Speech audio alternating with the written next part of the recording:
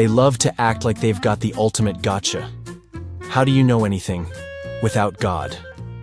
And then they lean back like they just delivered the closing argument in a courtroom drama. But what they actually dropped was a moldy sponge and acted like it exploded. Because what they're really saying is, I don't understand how knowledge works, so I'm going to demand that you don't either, unless you believe in my invisible friend. Presuppositional apologetics isn't an argument. It's a confidence scam. It's street magic for people who read one philosophy word on a blog and decided that made them a scholar. It pretends to be deep, but it's about an inch thick and made entirely of fog. Here's the game. They claim logic, science, morality, reason, and even the very concept of truth can't exist unless their particular God exists. And not just any God, the Christian one. The one with a thing for genocides and weirdly specific food laws. As if the foundation of reality depends on whether or not you eat shrimp. They start with the assumption that God exists, then argue that's the only way anything can make sense. And if you disagree, you're told you're borrowing from their worldview. Oh, so now logic is property? Like a car lease? Sorry. Didn't realize reason had a copyright notice slapped on it by Christianity Incorporated. What they're doing is circular reasoning on steroids. We know God exists because without him we couldn't know anything.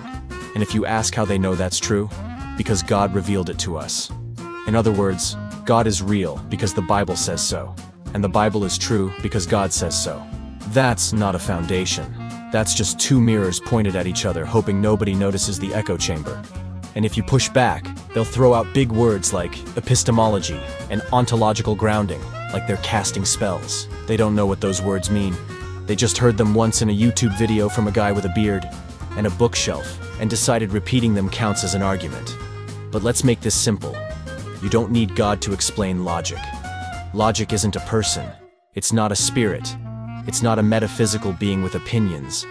It's a description of how things relate to each other. We didn't invent it. We discovered it. The same way we discovered gravity. No one thinks apples fall because Odin pushed them. Except maybe pre-suppers, if Odin had a Bible. And morality? They say without God, you have no reason to be moral. But let's be honest. If the only thing stopping you from hurting people is your fear of divine punishment, you're not moral. You're just waiting for the rules to change. Morality doesn't require a cosmic babysitter. It requires empathy, awareness, the ability to understand that other people are real and can suffer. You don't need a holy book to figure that out. You just need a functioning brain and a soul that hasn't been outsourced to a doctrine. Here's where it really starts to rot. If you tell them their argument is circular, they don't even blink. They say, well, everyone's worldview is circular. That's not a defense. That's a confession. You don't get to declare your worldview a winner by saying, well, everything's broken, so I might as well choose the one with fire insurance. If your entire belief system depends on declaring victory before the debate even starts, you didn't win anything. You just rage quit the conversation and called it theology. Presuppositional is what you get when you're too lazy for evidence, too insecure for honest dialogue, and too desperate to feel right. It's not a search for truth. It's a fortress of certainty built on sand and guarded by smugness. And when you flip the script and ask them how they know God is real, they say, well, if he wasn't, we couldn't know anything. That's not reasoning. That's just fear. It's a hostage situation for reality. Believe in my God or logic dies. It's not proof, it's a threat. You could swap their God with a cosmic platypus named Craig. How do you know anything without Craig? Craig reveals knowledge to us. Without Craig, math doesn't work. It's the same nonsense, just with more webbed feet. And honestly, Craig probably has a better moral track record. At least platypuses don't command genocides and then demand worship. What presuppositionalists are really doing is hiding from not knowing. They can't stand uncertainty. So they build a mental bunker and slap the word God on the walls.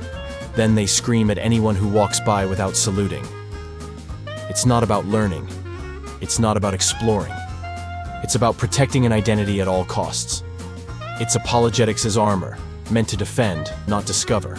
But here's the good news. You don't need their permission to think. You don't need their fantasy to explain reality.